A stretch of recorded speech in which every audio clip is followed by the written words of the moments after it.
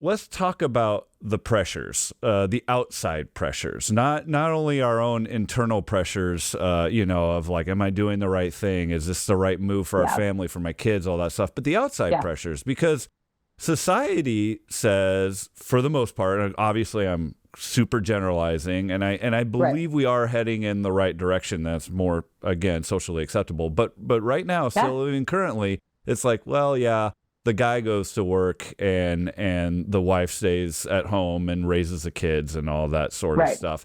Were you getting that sort of pressure from whoever it may be? And it doesn't have to be close relatives or friends, stuff like that. But were you getting that everyday kind of pressure of like, well, this is the right move for us because I'm the wife and I should be, more at home raising these kids and all that stuff. And again, I put should in big quotes, Oh, for sure. Yeah. No, I think it definitely kind of depended on who you talk to, right? Mm-hmm. I think, yes, it felt like, and I mean, he was making more money than I was, so that made sense. Mm-hmm. My mom, I grew up in a big family, but my mom made a very conscious decision, and she was home with us, but she made a very conscious decision when I was about 12 to go back to work because she wanted to know, for my sister and I's sake, I had brothers too, and their sake, but especially for us, that she went to college, did things, can work for herself, didn't, you know what I mean? So I'm thankful that I was modeled that by a strong woman that, made that work. And so I didn't feel, I think it kind of depended on the day, Yeah, sure. And just like you said, depending on who you were talking to, Oh, totally. I do remember, it was just interesting, the snippets of kind of what you talk about a little bit in this podcast of just others' comments on our lives or just people in general. I mean, some people were just bewildered by, even the moms at the park who had 2 kids were astounded that I didn't have help. Or, other people were like, well, you should work because you should afford. I don't know. It depends on who you talk to of just kind of how you make it work. Or when we had conversations about me stepping back into the workforce, I think my husband's secure in himself enough to be like, I would be fine with that if that's where we need to go. But I don't know.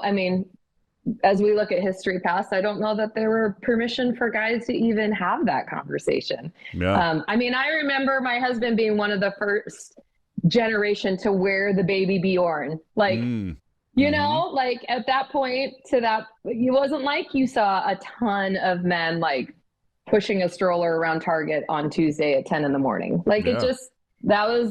That looked different. And I think it's changed a lot. My oldest is 15 in the last 15 years with gender roles, especially in regards to parenting. I'm sure you felt it as the dad at the park with all the ladies. Yes.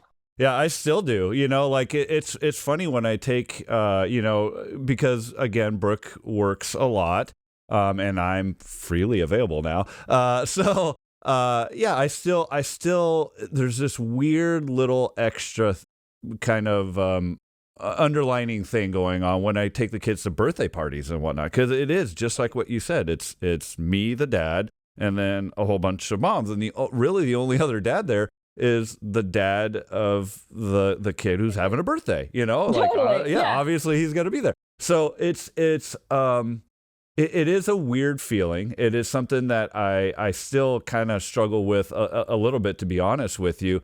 But just like what you said, I haven't thought about that in years, wearing that baby carrier, the Bjorn on my chest and stuff like that, and how when we first got one, even for me, because I grew up in that sort of household where it was, the father, was working, the mother stayed at home. And in her own right, my mother, she worked hard to raise us, so we're not taking that away from anybody. No. It's a big job, but that was the model I grew up with. So when I had to slap on that baby Bjorn and walk around the mall with a kid on my chest, I'm like, what the hell am I doing here? It was just so awkward.